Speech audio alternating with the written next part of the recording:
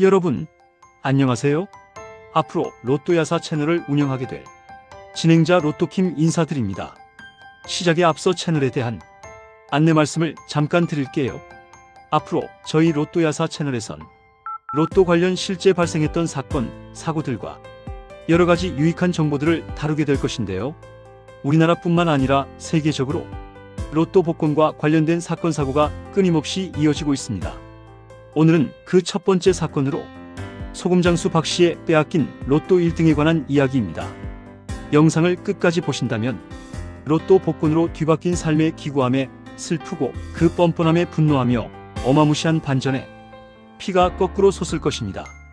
지금으로부터 10여 년 전 전국을 떠돌며 소금을 팔던 목포의 가난한 소금 장수 박 씨가 있었습니다. 소금 장수 박 씨는 신안의 염전에서 소금을 트럭 가득 싣고 전국의 장터를 떠돌며 소금을 팔았습니다. 소금을 모두 팔아야만 집으로 돌아와 아내에게 생활비를 건네는 어려운 삶을 이어가던 가난한 가장이었죠. 아내와 딸과 함께 주말을 보내고 전국의 장터를 떠돌던 장돌뱅이였던 겁니다. 그런 그에게 유일한 행복은 로또 복권을 사는 일이었죠. 여느 때처럼 장터에서 장사를 마치고 돌아오는 길에 복권을 한 장 샀던 겁니다. 복권만 당첨되면 지긋지긋한 소금 장수 때려치고 아내랑 딸이랑 행복하게 살 수 있을 텐데 라며 그 복권을 헐렁한 외투 주머니에 쑤셔 넣었어요. 하지만 그때 그 행동이 훗날 자신의 인생을 송두리째 바꿔버릴 줄은 꿈에도 몰랐습니다. 몇 달 만에 집에 돌아온 소금 장수 박 씨. 지친 몸을 씻고 아내가 내어준 옷으로 갈아입었죠. 그런데 문제는 바로 그 옷 속에 있던 로또 복권. 까맣게 잊고 있었죠. 아내는 빨래를 하려다가 주머니 속에서 반쯤 구겨진 그 로또 복권을 발견합니다. 처음엔 별 생각 없었습니다.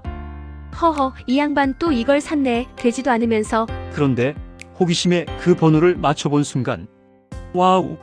그녀는 숨이 멎을 뻔했습니다. 그래요, 맞았어요.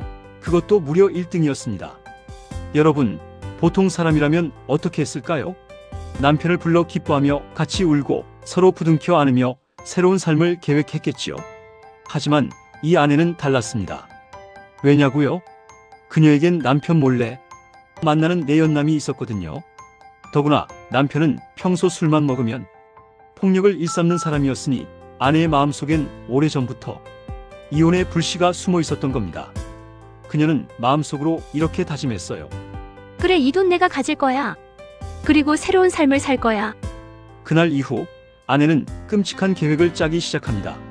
남편에게 술을 권하며 일부러 취하게 만들고 싸움을 걸어 그 틈에 폭언과 폭행을 유도했어요. 그리고는 몰래 사진을 찍고 딸아이에게까지 술주정을 퍼붓게 유도하며 증거를 하나하나 모아갔습니다. 소금장수 박 씨는 전혀 눈치채지 못했지요. 그저 평소처럼 술에 취해 욕을 하고 화를 내고 아내와 아이를 힘들게 했습니다. 그 모든 것이 자신을 무너뜨릴 계략인 줄도 모르고 말입니다. 마침내 아내는 이혼 소송을 냈습니다. 법정에서 그녀는 준비한 증거들을 줄줄이 내밀었죠. 판사는 결국 소금장수 박 씨의 잘못을 인정했고 결국 아내는 이혼을 쟁취합니다. 현재 살고 있는 집과 딸아이의 양육권도 모두 빼앗기고 말았습니다. 불쌍한 소금장수 박 씨는 한순간에 가족도 잃고 집도 잃고 희망도 잃게 되었지요. 그는 생각했습니다. 내 인생이 어쩌다 이렇게 꼬여버렸나? 하지만 그는 끝내 몰랐습니다. 자신이 샀던 로또 한 장이 이 모든 불행의 시작이었다는 사실을 말입니다. 시간이 흘러 소금장수 박 씨는 전국을 떠돌며 여전히 소금을 팔고 있었습니다. 하지만 예전과 달리 술에 절어 비틀거리며 차 안에서 쪽잠을 자는 폐인의 모습이 되어버렸습니다. 그러던 어느 날 그는 충격적인 소식을 듣게 됩니다. 그의 전 아내가 내연남과 함께 원룸 건물을 사서 임대 사업을 하고 있다는 것이었죠. 가난하던 여자가 갑자기 큰 돈을 마련했다는 얘기에 소금장수 박 씨는 직감했습니다. 설마 네 로또 그게 맞았나? 심장이 미친 듯이 뛰었고 그는 아내의 뒤를 추적하기 시작했습니다. 그리고 마침내 알게 되죠. 네, 바로 그 복권. 자신이 산 바로 그 로또가 1등에 당첨되었던 것이었습니다. 분노한 소금장수는 법정으로 향했습니다. 그 복권은 내가 산 겁니다. 내가 산 건데 아내가 가로챈 거라고요. 그는 울분을 토하며 당첨금 반환 소송을 걸었습니다.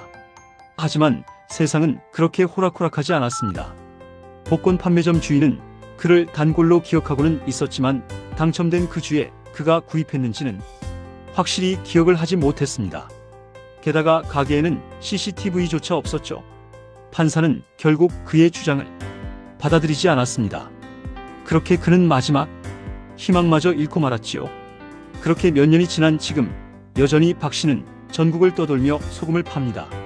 낡은 트럭에서 차숙을 하며 술에 절어 전보다 더 비참하게 하루하루를 이어가고 있다고 합니다. 여러분, 박 씨의 운명 참 기구하지 않습니까?